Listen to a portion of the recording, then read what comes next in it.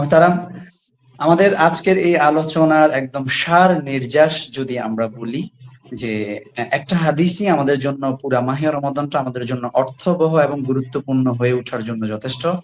যেটি আপনি বলেছিলেন যে রাসূল আকরাম সাল্লাল্লাহু আলাইহি ওয়াসাল্লাম বলেছেন, মান সামা রমাদানা ঈমানান ওয়া ইহতিসাবান গুফিরা লাহু মা তাকদ্দামা মিন যামবি।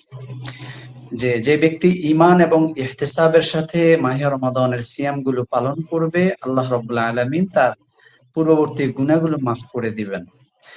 তো সুপ্রিয় দর্শক, আমরা এই হাদিসের উপরে যদি একটু গভীরভাবে লক্ষ্য করি, একটু যদি বিবেকবোধ খরচ করে যদি আমরা একটু বোঝার চেষ্টা করি যে মুমিন জীবনে অসংখ্য বিষয়গুলো থাকার পরে অসংখ্য নেক আমল, সাদাকা, রুকু, সিজদা, কোরআন তেলাওয়াত এগুলো থাকার পরে আহ কেন এই হাদিসের মধ্যে শুধুমাত্র ঈমান এবং ইহতিসাবকে কোট করা হয়েছে?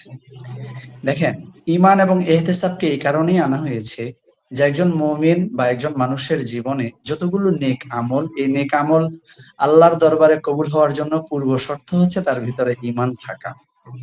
ঈমানটা যদি পরিশুদ্ধ হয় তাহলে নেক আমলগুলো কবুল হবে। ঈমান ব্যতীত যে কোনো নেক আমল আল্লাহর দরবারে কবুলীয় নয়। আর ইহতিসাবের যে বিষয়টা ইসলাম তুলে এনেছে, রাসূল আকরাম সাল্লাল্লাহু আলাইহি ওয়াসাল্লামের মুখ নিঃসৃত বাণী হাদিস থেকে যে শব্দটা ইহতিসাব, এই ইহতিসাবের একটা অর্থ হচ্ছে আত্মসমালোচনা। ইহতিসাবের একটা অর্থ হচ্ছে নিজেকে সংশোধনের উদ্দেশ্যে সমালোচনা।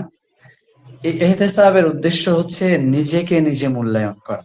ব্যক্তি জীবনে আমাদের অনেক ভুল ভ্রান্তি আছে, সেটা সচেতন ভাবেও করি, অসচেতন ভাবে আমরা করি, শয়তানের ধোকায় পড়ে করি বা সঙ্গ দোষে পড়ে করি। তো এই সমস্ত কাজগুলো যেগুলো আমরা করি, এই অন্যায় কাজগুলো আস্তে আস্তে আমাদের নেক আমলগুলোকে ধ্বংস করে দেয়।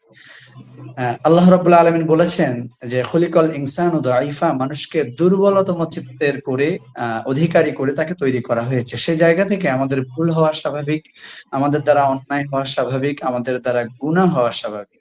এ কারণে ইসলাম ইহতিসাবের জায়গাটা এনেছে যাতে আমাদের এই ভুল করার স্বাভাবিক জায়গা থেকে আমরা সরে এসে নিজেকে আত্মসমালোচনার মাধ্যমে, আত্মগঠনের মাধ্যমে, আত্মসংশোধনের মাধ্যমে যাতে আমরা নেক আমলগুলো করতে পারি।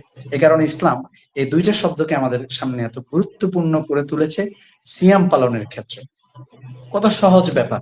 যদি আমাদের একটা বিশুদ্ধ ঈমান থাকে আর প্রতিদিন যদি আমাদের কাজকর্মের হিসেব নিকেশ আমাদের কাছে থাকে, তাহলে এই দুইটা কাজের মাধ্যমে আমরা যদি সিয়ামটা পালন করি, অনুভূতি নিয়ে আমাদের শাইখ যেভাবে বলছিলেন যে এই দুইটা অনুভূতি নিয়ে যদি আমরা সিয়াম গুলো পালন করি, তাহলে রাসূল সাল্লাল্লাহু আলাইহি সাল্লাম যেটা বলেছেন, গুফিরা লাহু মা তাকাদ্দামা মিন যামবিহি, আমাদের পূর্ববর্তী সকল গুনাহ আল্লাহ মাফ করে দিবেন, এতে কোনো সন্দেহ নেই।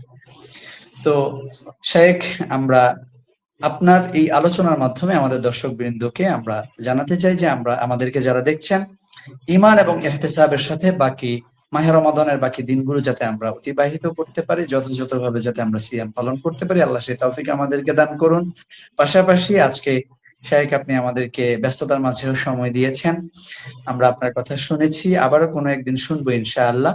সেই জি, পর্যন্ত আপনার সুস্বাস্থ্য এবং দীর্ঘ নেক হায়াত কামনা করছি। আল্লাহ রাব্বুল আলামিন আপনার হায়াতে আমলে রিজকে বারাকা দান করুন। আজকে আপনার কাছ থেকে বিদায় চেয়ে নিচ্ছি। আসসালামু আলাইকুম ওয়া রাহমাতুল্লাহ।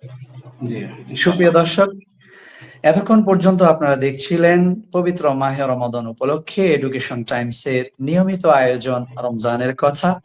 সুপ্রিয় দর্শক, আমরা মাহে রমাদানের প্রতিদিন রাত 10টা 30 মিনিটে আপনাদের সামনে হাজির হওয়ার চেষ্টা করব ইসলামের গুরুত্বপূর্ণ বিষয়গুলো নিয়ে, যাতে আমরা আমাদের আমলের যে পথ আছে এই পথটাকে সুগম করতে পারি। দেখা হবে অন্য কোনো দিন, অন্য কোনো নতুন গেস্টের সাথে, অন্য কোনো নতুন ইসলামিক স্কলারের সাথে, অন্য কোনো নতুন বিষয় নিয়ে। সে পর্যন্ত আপনারা সুস্থ থাকুন, ভালো থাকুন। আপনাদের দুনিয়া ও আখিরাতের মঙ্গল কামনা করে আজকের মতো বিদায় নিচ্ছি। ওয়াসসালামু আলাইকুম